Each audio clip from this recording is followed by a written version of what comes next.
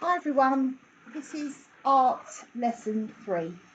The learning objective today is I will learn to draw a plait in stages, and the key words are observation, shading, detail, light source and texture. And the purpose of this is I will gain greater confidence in drawing, and the how-to video can be seen on YouTube obviously. Email me your images on sue.palmer@tto.org.uk or on Show My Homework and click Submitted, and the deadline is Sunday. Now, talking about texture, this word here, texture, it's really important that we use 3 tones to create texture. And the texture you can see on the plait here is created by using 3 tones, a dark, a medium and a light tone. That is the light source there, the light tone there is the light source. So I'm going to show you how to draw using 3 stages and then how to create this texture. So step 1 is drawing a zigzag line. I'll do that with you in a moment. I've recommended 12 lines, 1, 2, 3, 4, 5, 6, 7, 8, 9, 10, 11, 12, and they get narrower at the bottom. Step 2 is to extend the lines upwards, but not too far. And then step 3 is to actually curve those extended lines in order to create what looks like a plait shape. Okay, so step 1 is draw 12 soft zigzag lines. Step 2 is extend the lines upwards but not too far. Step 3 is to curve the lines around and create a tail at the end, so that you've got the end of the plait. And step 4 is to watch the video on YouTube on how to create the texture of the plait. So obviously you're doing the right things. So here we go. Here's one I did earlier, but I'm going to show you how to do it step by step. Okay, so you need an eraser and a nice sharp pencil and a nice piece of clean white paper to do this on. So I'm actually going to do it sideways this way. I'm going to do it portrait so you can actually see a longer version.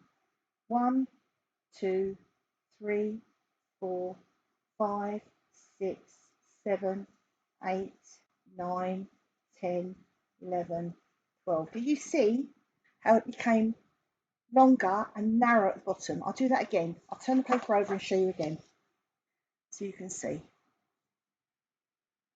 1, 2, 3, 4, 5, 6, 7, 8, 9, 10, 11, 12. And you can see that it becomes flattened as I get towards the bottom. Okay, so now all I do is I extend the lines upwards. 1, 2, 3, 4, 5, 6, 7, 8, 9, 10, 11, 12. So that's step 2. Step 3 is actually curving the lines. So I'm just going to do a nice soft curve, 1 stroke to create the curve of the plait on that side. And then I'm going to bring that side up a little bit more. 1, 2, 3, 4, 5, 6. Now I'm going to put a little ribbon, excuse me, ribbon at the bottom here to kind of tie the plait. Then I'm going to draw a nice curl here to finish the plait off. Just going to draw some lines in to make it look like texture. We're going to add some more to that later. I'm also going to extend the plait upwards too, so it looks a bit more realistic. So now what we're going to do now is actually going to draw some lines from the top using sharp movements like so. And then from the bottom, you can see they're very sharp movements. And instantly I've got a light source here. So all I need to do is add a value of about 10 towards the end and blend it towards the middle. So a value of about 10 here and then blend it towards the middle. Then all you have to do is just bring that forward like so, and you've got texture of hair, but you can bring the lines in a bit more if you want to. Just give them a bit more texture. So the same on this side. Sharp movements, 1, 2, 3, 4, 5, 6, 7, 8, 9, 10. And from the inside of the plait, 1, 2, 3, 4, 5, 6, 7, 8, 9, 10. And instantly you've got what looks like textured hair, but I'm going to blend the ends of the outside edge of the plait towards the middle using a value of about 10. Try not to go over the lines like I just did, and then go towards the middle a little bit. Same again. 1, 2, 3, 4, 5. It's not difficult. I'm pressing hard from here and then I'm just moving forward, almost like a tick effect, but without a curve. And then the same thing here.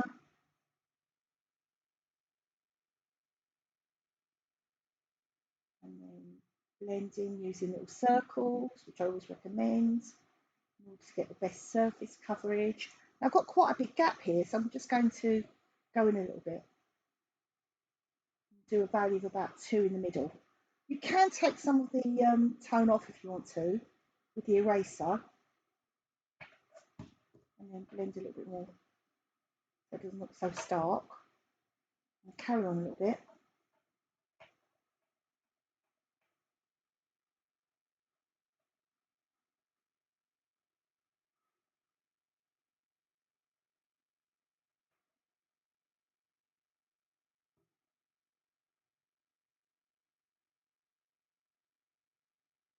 So I've got 3 tones. I've got the darkest tone, medium tone, and the light tone there. So dark, medium, and light.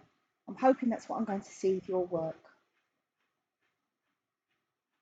So you don't need to draw the lines all the way across, just about halfway from either side, and then blend the outside edge.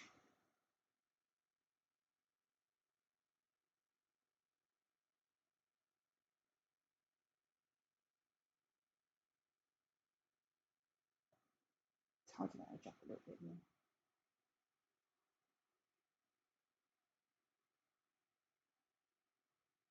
This one.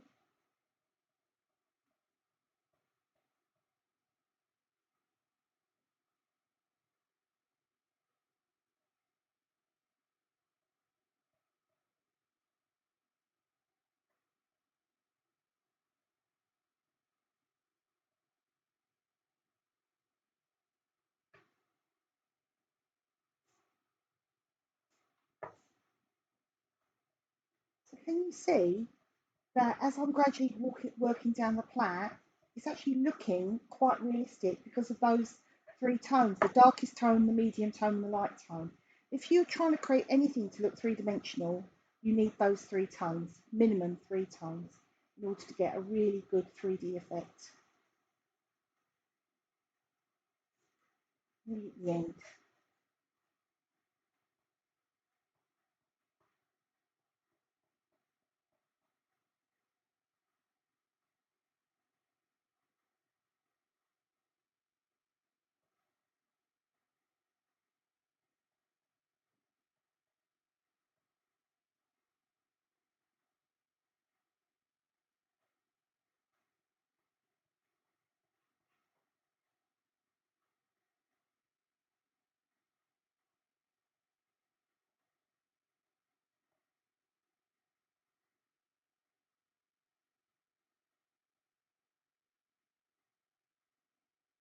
It's looking quite good, isn't it? Compared to that looks flat as a pancake, and now I'm creating texture in order to create a 3D effect. I'm going to maybe add some up here as well.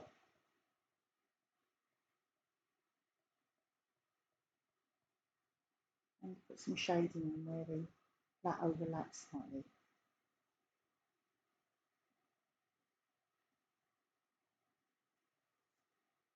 The last 2 bits here, quite straightforward.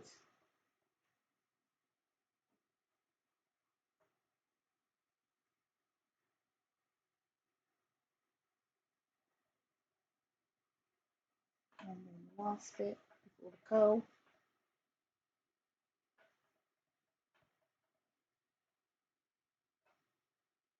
And the curl.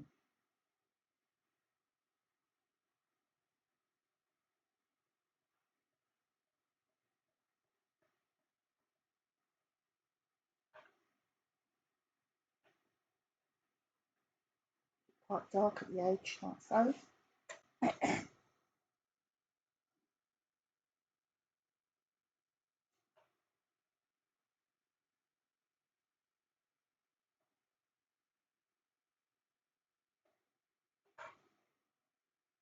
I'm going to go back and refine all my edges so I'll make it really crisp. Refinement is really important.